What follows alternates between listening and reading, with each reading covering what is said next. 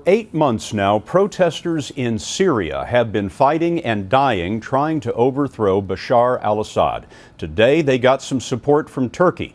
It threatened to cut electricity to Syria if Assad doesn't end his crackdown on the protesters. Elizabeth Palmer tells us that dozens were killed yesterday in one of the bloodiest days since the uprising began.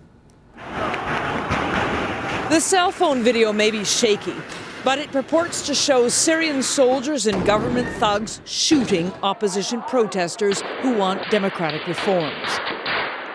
More than 3,500 of them killed since March, according to the United Nations. Syria's neighbors, traditionally reluctant to criticize an Arab ally, now insist this violence must stop. Turkish Prime Minister Tayyip Erdogan is the most outspoken. Those who fire shots at their own people, he said, will go down in history as leaders who feed on blood. In Washington, U.S. State Department spokesman Mark Toner said Syria's isolation is deepening. The drumbeat of international pressure is increasing on Assad. The pressure's increasing inside Syria, too. Today, thousands marched in a funeral procession for 6 victims said to have been killed by government forces. This may not yet be a full-blown civil war, but the signs are it's heading that way.